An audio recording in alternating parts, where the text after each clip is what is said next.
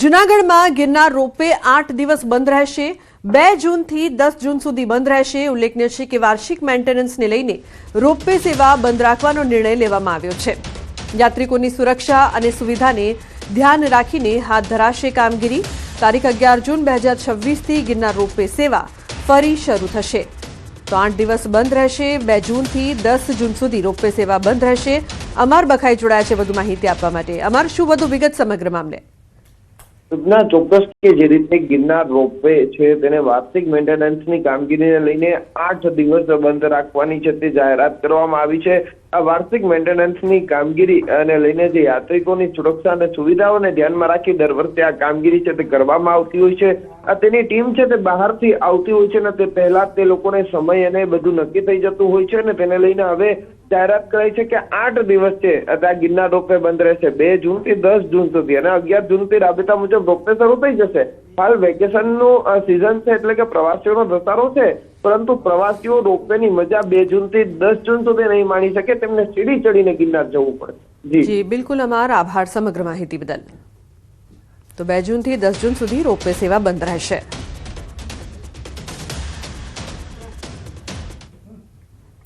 સ્થાનિક સ્વરાજની ચૂંટણીમાં નર્મદા જિલ્લા પંચાયતમાં આપની ભવ્ય જીત બાદ અરવિંદ કેજરીવાલ નર્મદાના પ્રવાસે હતા। પ્રેસ કોન્ફરન્સ કરી તેમણે જીતની ખુશી વ્યક્ત કરી। સાથે ચૂંટાયેલા આપના સભ્યોને શુભકામના પણ પાઠવી। કહ્યું, જ્યારથી દેશ આઝાદ થયો છે ત્યારથી દેશમાં સ્થાનિક સ્વરાજની ચૂંટણીમાં કોંગ્રેસ અને ભાજપ સિવાય કોઈની સરકાર નથી બની। પહેલી વખત ત્રીજી પાર્ટીની સરકાર બની છે। 2027ની વિધાનસભાની ચૂંટણીમાં ગુજરાતમાં આપની સરકાર બનવાનો આશાવાદ તેમણે વ્યક્ત કર્યો છે। मुझे बेहद खुशी है कि नर्मदा जिले में आम आदमी पार्टी की सरकार पहली बार बन रही है।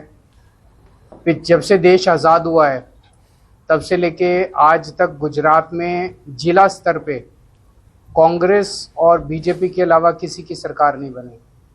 पहली बार एक तीसरी पार्टी की सरकार बन रही है। સુરેન્દ્રનગર ધ્રાંગધ્રા કોંડ ગામે વીજલાઇન મામલે ખેડૂતોનો વિરોધ જોવા મળી રહ્યો છે। ખાનગી કંપની દ્વારા વીજલાઇન નાખવા મુદ્દે વિવાદ, ખેડૂતોએ વિરોધ કરતા પોલીસ દ્વારા અટકાયત કરવામાં આવી છે। ગ્રામ સભામાં ઠરાવ બાદ પણ વીજ કંપનીએ કામગીરી કરતા રોજ પોલીસને સાથે રાખીને વીજલાઇન નાખવાની ચાલુ હતી કામગીરી। વિરોધ કરી રહેલ અંદાજે 20થી વધુ ખેડૂતોની પોલીસે અટકાયત કરી છે। તો ખેતરોમાં વીજલાઇન નાખવાથી ઊભા પાકને નુકસાન થતું હોવાનો દાવો, ખાનગી કંપની દ્વારા ખેડૂતોને યોગ્ય અને પૂરતું વળતર ન ચૂકવ્યાનો દાવો, આડેધડ ખોદકામ કરતું હોવાનો પણ ખેડૂતોએ આક્ષેપ કર્યો છે।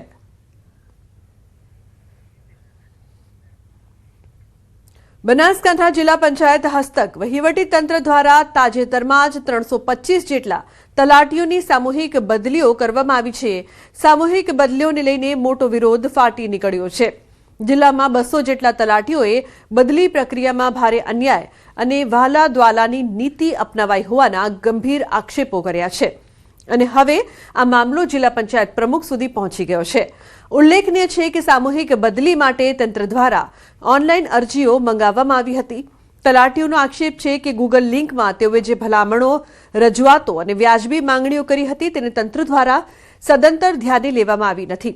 તેમજ વહીવટી તંત્ર અને તલાટી મંડળના હોદ્દેદારોએ મિલીભગતથી વહાલા દ્વાલાની નીતિ ચલાવી હોવાના આરોપ મૂક્યા છે, જેથી તમામ બદલીઓ પર તાત્કાલિક અસરથી રોક લગાવીને ફરી પારદર્શક રીતે પ્રક્રિયા શરૂ કરાય તેવી માંગ કરાઈ છે। જિલ્લા મંડળના માણસો જ ભેગા હોય એવું લાગે છે। અમારા તલાટી વહીવટી તંત્રમાં જે તલાટી મંડળના જે અમારા હોદ્દેદારો છે એ પણ સાથે રહી અને વહીવટી તંત્ર સાથે મળીને જ આ કરેલું લાગે છે। પણ ગૂગલ લિંક ભરેલું હોવા છતાં એના મુજબ બદલીઓ થયેલ નથી। પારદર્શક બદલી પણ નથી થયેલી। જેના માગ્યા મુજબ બધા સેજા મળ્યા બધા નથી મળ્યા અને અમે લગભગ સિનિયર તલાટીઓના બદલી નાખ્યા છે, જુનિયરોના સારા સેજા આપ્યા છે। વલસાડ જિલ્લામાં એટીએસ અને વલસાડ એસઓજીનું સફળ ઓપરેશન। ગુજરાત એટીએસ અને વલસાડ એસઓજીનું સંયુક્ત ઓપરેશન વાપીના કુંતા ગામેથી મેફેડ્રોન ડ્રગ્સને લઈને મોટી કાર્યવાહી કરાઈ છે। કુંતા ગામે ગોડાઉનમાંથી ઝડપાયું છે કરોડો રૂપિયાનું ડ્રગ્સ। 2 આરોપીની ધરપકડ કરાઈ છે। એક આરોપી વોન્ટેડ છે તો 72 લાખથી વધુની કિંમતનું 2.37 કિલો મેફેડ્રોન ડ્રગ્સ જપ્ત કરવામાં આવ્યું છે। અંદાજિત 500 ગ્રામથી વધુ મેફેડ્રોન ડ્રગ્સ કબજે કરવામાં આવ્યું છે। ફરી એકવાર વાપીમાં ચાલતા નશાના કાળા કારોબારનો પર્દાફાશ. પ્રાથમિક તપાસમાં બહાર આવ્યું છે કે આરોપીઓ ભંગારના ગોડાઉનની આડમાં ડ્રગ્સ રેકેટ ચલાવતા હતા. અહીં પ્રવાહી એમડી ડ્રગ્સ ને સૂકવીને પાવડર બનાવી તેની પેકિંગ કરી અહીંથી સપ્લાય કરતા હતા. આખરે આ રેકેટનો પર્દાફાશ થતા આગામી તપાસમાં નશાના રેકેટમાં મોટા અને ચોંકાવનારા ખુલાસા થવાની શક્યતા જોવાઈ રહી છે. પોલીસે આ કાર્યવાહીમાં 2 આરોપીઓની ધરપકડ કરી છે. અબ્દુલ ખાન અને મેહુલ મકવાણા નામના આરોપી દબોચાયા છે. જોકે રાજેશ મૌર્ય નામના મુખ્ય માસ્ટર માઇન્ડને વોન્ટેડ જાહેર કર્યા છે. ગુજરાત એટીએસ અને વલસાડ જિલ્લા એસઓજી પોલીસને મળેલી બાતમીના આધારે બંને ટીમોએ સંયુક્ત રીતે વાપીના છેવાડે આવેલા કુંતાના આ ભંગારના ગોડાઉનમાં રેડ કરી હતી. ગોડાઉનની અંદર બહાર AK સ્ટીલ સપ્લાયર નામનું બોર્ડ લગાવેલું છે, પરંતુ આ ગોડાઉનની ઓફિસમાંથી એટીએસ અને એસઓજીએ 2.37 કિલો જેટલું MD ડ્રગ્સનો જથ્થો ઝડપ્યો છે. અહીંયાથી મોટા પ્રમાણમાં ચાલતા ડ્રગ્સના રેકેટનો પર્દાફાશ થયો છે. પોલીસે સ્થળ પરથી 2 આરોપીઓની ધરપકડ કરી છે, જ્યારે એક આરોપીને વોન્ટેડ જાહેર કર્યો છે. અહીંયાથી એક આરોપી જે એક વોન્ટેડ જાહેર કર્યો છે, એ વોન્ટેડ છે, મુખ્ય સૂત્રધાર છે ને અહીંયા આગળ આરોપીઓ આ ભંગારના ગોડાઉનની અંદર છે પ્રવાહી સ્વરૂપમાં MD ડ્રગ્સને સૂકવી અને તેનો પાવડર બનાવીને ત્યારબાદ પેકિંગ કરી અને ત્યાં સપ્લાય કરતા હતા. અગાઉ પણ વલસાડ જિલ્લા એસઓજી અને એટીએસની સંયુક્ત ઓપરેશનમાં દમણના એક ફાર્મ હાઉસમાંથી MD ડ્રગ્સ બનાવવાનું રેકેટ ઝડપાયું હતું, જ્યારે વાપીના એક બંગલોમાંથી મોટી માત્રામાં MD ડ્રગ્સનો જથ્થો પણ ઝડપાયો હતો અને ફરી એક વખત એટીએસ અને એસઓજી અહીંયા આગળ રેડ કરી છે. આથી વાપી અને આસપાસના વિસ્તારમાં ચાલતા નશાના કાળા કારોબારનો પર્દાફાશ થયો છે. આગામી સમયમાં હજુ તપાસની અંદર વધુ ચોંકાવનારા ખુલાસા થવાની શક્યતાઓ જોવાઈ રહી છે. ભરતસિંહ વડેર, ન્યૂઝ 18 ગુજરાતી, કુંતા, વાપી. સમાચારનો પ્રવાહ યથાવત રહેશે. હાલ રોકાઈશું બ્રેક માટે. આપ જોતા રહો ન્યૂઝ 18 ગુજરાતી.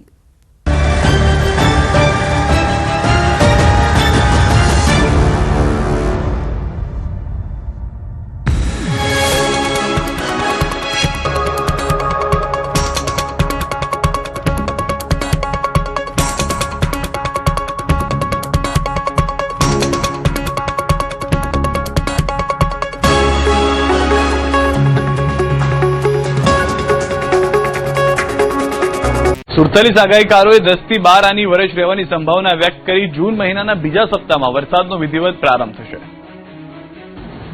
ગુજરાતમાં ઉનાળાને ગણતરીના દિવસો જ રહ્યા છે. ઉનાળાની વિદાયનું કાઉન્ટડાઉન શરૂ થઈ ગયું છે. ખેડૂતો માટે ખુશીના સમાચાર એ છે કે આ વખતે વર્ષ 10 થી 12 આની વર્ષ થશે. 75% વરસાદ થઈ શકે છે. 3 બાદ ગુજરાતમાં ગાજવીજ સાથે વરસાદ તૂટી પડશે. આવી આગાહી અમે નહીં, પરંતુ ગુજરાતના જૂનાગઢ કૃષિ યુનિવર્સિટી ખાતે યોજાયેલા 32માં વર્ષા વિજ્ઞાન પરિસંવાદમાં 47 આગાહીકારોએ કરી છે. તમામ આગાહીકારોનું તારણ વર્ષા વિજ્ઞાન મંડળે કાઢ્યું છે, જે મુજબ જૂનના બીજા સપ્તાહમાં ચોમાસાની એન્ટ્રી થશે. 56 દિવસ વરસાદ થશે. 2 તબક્કામાં થઈ શકે છે વાવણી.